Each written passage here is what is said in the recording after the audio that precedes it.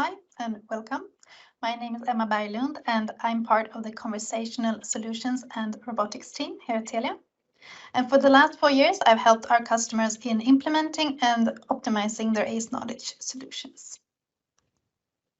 Today, I'm going to take you through Svenska Spel's ACE Knowledge journey and offer you some insights into their efforts towards offering around-the-clock customer service to their users through self-service. So I want to start with sending a big thank you to our friends at Svenska Spel for allowing us to share their great achievements as well as their journey with you here today. I will start by providing you with some background information, and then we will revisit the joint business case that we conducted in 2019.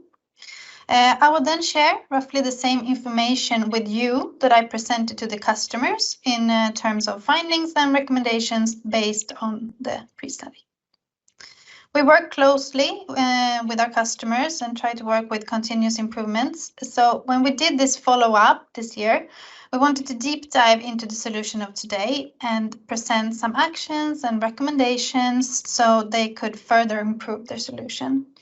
And those recommendations apply to a lot of our customers, so I will share those insights with you today. I have concluded my presentation with some key takeaways to wrap up with. And before moving on, I just want to make sure that we all know what ACE Knowledge is. And ACE Knowledge is a conversational platform consisting of a knowledge base, here represented by the brain in the middle. And the main idea of ACE Knowledge is to gather and manage information in one place and then reuse and present it in multiple interfaces, depending on the situation and who the receiver of the information is. We can share our information in external self-service widgets or chatbots on our site, or in internal portals used for agent assist or for example, onboarding new staff. We combine this with a contact strategy and a close integration to the ACE platform so that we can visualize expected queue times, and we can offer human takeover, and we can do that in the form of phone, chat, email forms, or just, for example, web callback. And now that we have made sure that everyone knows what ACE Knowledge is and has an understanding of it, let's go back to 2019. Because back then, Svenska Spel approached us and requested a pre-study and a business case on a potential chatbot. And this is what Svenska Spel did. They collected data from Google Analytics and handed it over to us, search phrases, visitors patterns. They tagged incoming cases to customer service and extracted the most common questions. They conducted several internal workshops, involved their support organization, and they collected customer input through surveys.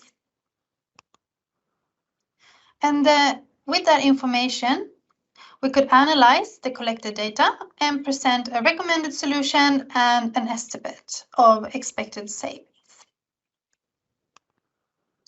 And our recommended solution looked like this.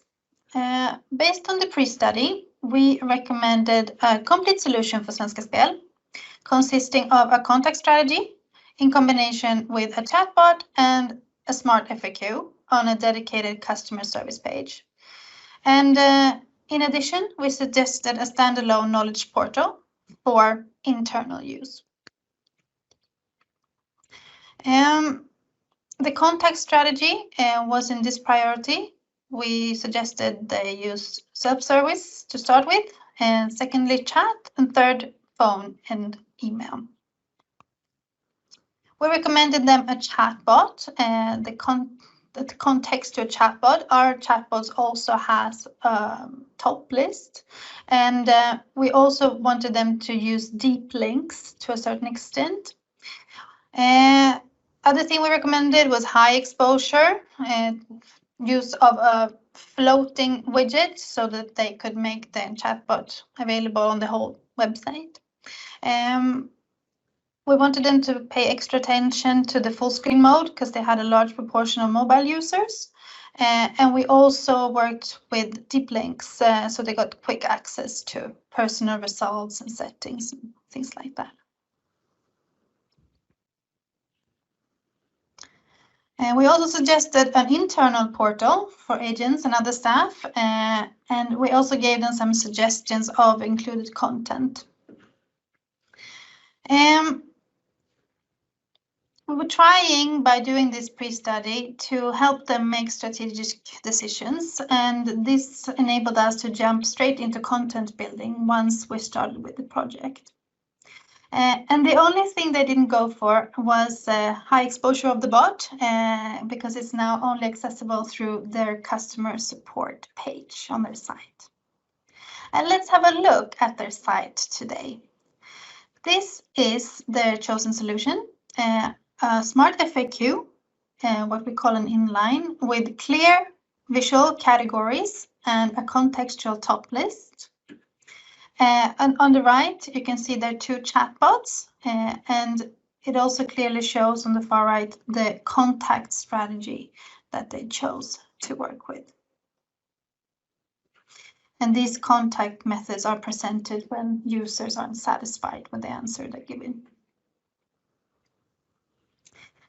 And let's have a look at the business case we created. We were given some prerequisites from the customer. We knew that they were having something like 1,000 calls per day, 300 chats. They gave us a cost per errand. And with that information, we could start working the numbers. Since I had no hands-on experience on what savings to expect, even though I suspected that they could be in the same range as we see in other customers, around 40% in reduction. I wanted to exceed expectations and not the opposite. So I came up with 3 different scenarios: 10, 20, or 30% reduction. And looking at all the calculated scenarios, I could conclude that even if we only deflected 10% of contacts, this was a really strong business case.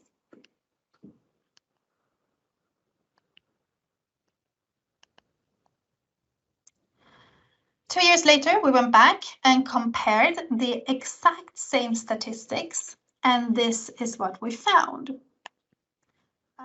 23% decrease in calls, almost 30,000 less callers to customer service in 5 months. That's 72,000 calls in a year.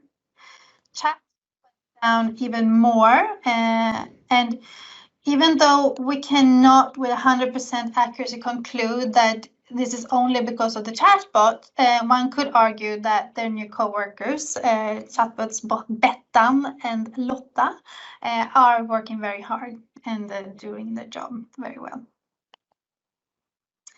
So the outcome we came closest to was the 30% saving, with roughly 30% of errands deflected and a substantial amount of money saved. So what was the next step? Well, when we did the follow-up activity with the customer, we also wanted to present areas where we saw potential improvement. So we suggested the following improvements: that they increased the exposure and made the bot more available for customers. The more places it's available, the more people will find it, basically. We also asked them to review placement. Perhaps there's another way to present it, by integrating it into other elements, such as hero images, buttons, boxes, text, or what it may be. And when working with chatbots, our window of communication is tiny, and we are walking a fine line when delivering in line of users' expectations. And sometimes an explanatory text clarifies for the customer what to expect when clicking the icon. So sometimes the icon needs to be changed altogether. There's a big difference from this and this. And for you that doesn't speak Swedish, it says questions. Please chat with me. So in Ace Knowledge, we have several ways to communicate. Guides is only one, and by pinning important guide to top list and having a strategy for how we use notifications, we can also improve our solution and communicate more clearly with our users. And as many of you that are listening today already know, all new ACE Knowledge customers get the extensive training and access to all our best practice materials. But for those who have been customers for a while, our recommendations may need to be revised to some degree. So we regularly give more mature customers the following recommendations. It can be a good look to take a close look at the visitor's user patterns, what's requested in a chatbot, what is requested in a FAQ, and should you adapt your content or your design or other things accordingly. Sometimes you see this in training data. I want to chat with you now. And maybe you need to make the chat more accessible in some cases or situation. And of course, deflection is always the priority, but it's not always bad practice to actively offer personal service in bots or FAQ. And there's also a good support for that in the system.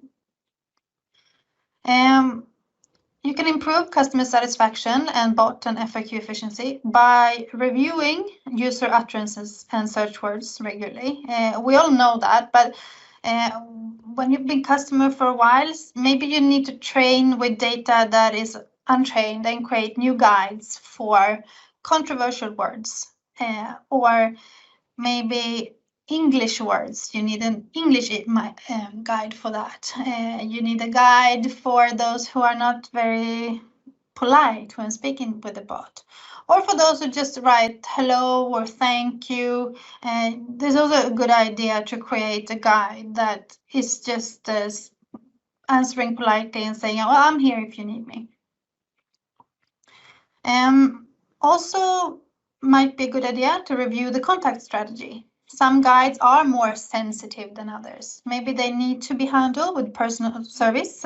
You can offer a callback, a web callback, or give them access to a VIP queue, for example.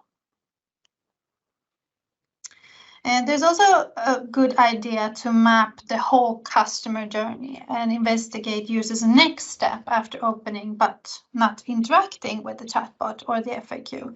And this can be done by multiple tools. One is a Hotjar, where you can use heat maps to see visitors' activities. You can also create funnels in Google Analytics to follow up on your customers. Another recommendation is to analyze fallbacks closely. Improve statistics by creating a separate chat queue for bot fallback. We use a chatbot callback queue.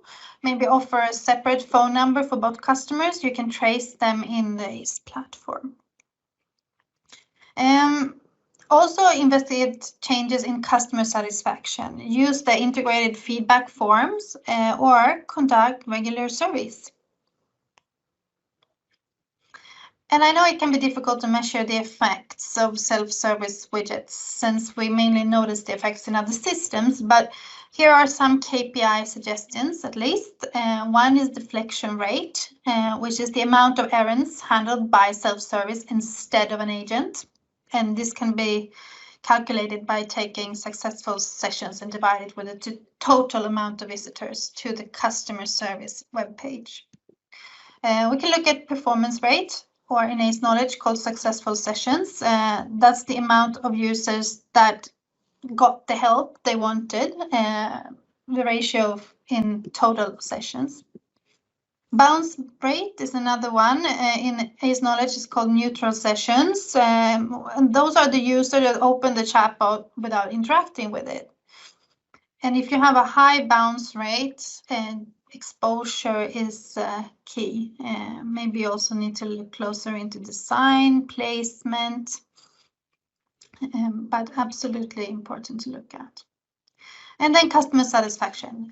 What amount of percentage of sessions are getting positive or negative feedback? And we definitely need to act on that. I hope you leave today's session with some newly gained insight and inspiration. If anything, I want to leave you with this. Please try to hold or conduct a pre-study or hold a strategic workshop before embarking on a new solution like ACE Knowledge. Combine interfaces for the best effects. We know that a chatbot working together with an FAQ is a very effective solution. Design, exposure, placement is key. And substantial savings and contact reductions up to 40% is actually not unusual. Also, never stop measuring effects and never stop adding value and improving. Because as a lot of you already have heard me say, once you start, it's alive. That's all I had. If you want to learn more about ACE Knowledge, please visit us at ACE Showcase. Thank you for listening and enjoy the rest of your day.